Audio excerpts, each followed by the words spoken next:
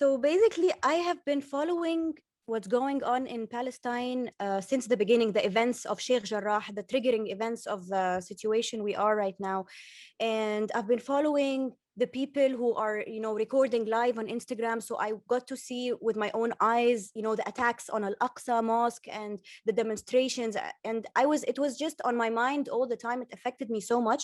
And, during that time and when the bombing of Gaza started, it was Eid. It was our Eid, as Muslims. So it was like we were gathering with the family, we were traveling, and we were supposed to, enjoy our time. But all the time when I was there, I had this feeling that something is wrong. You know what? When something is wrong with your heart, like I feel something, I cannot be completely happy because I know what's going on there. I am following it and it makes me so sad.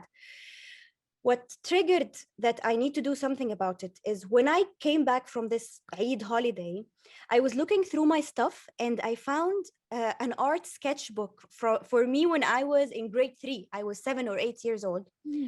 And I found a drawing. I have it with me.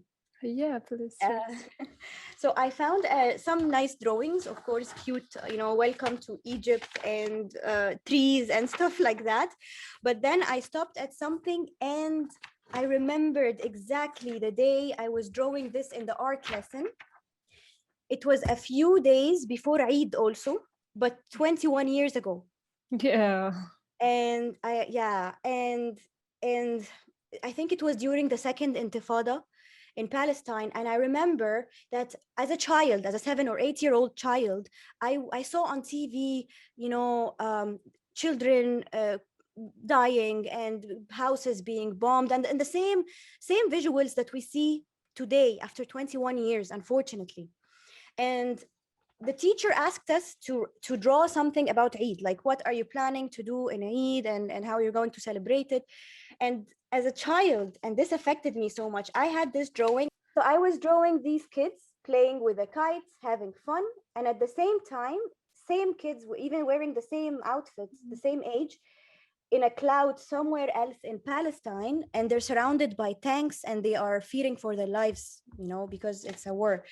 And this shows that as a child, 21 years ago, I could not celebrate Eid also, just like the same thing, unfortunately, 21 years later, because the Palestinian children were still suffering at that time. So I was like, you know what? I should just express how I feel about this and try to make an impact along the way. Stop backing up Israel and giving them money to buy more weapons, because they see what they do with the weapons now, and I can't believe they're acting blind to it. It's very, very obvious to the world. This is not a conflict. This is not these are not two armies fighting together. So it does not count as a conflict. And of course, it's such a ridiculous claim that they say it's self-defense. Again, look at the people dying on this side.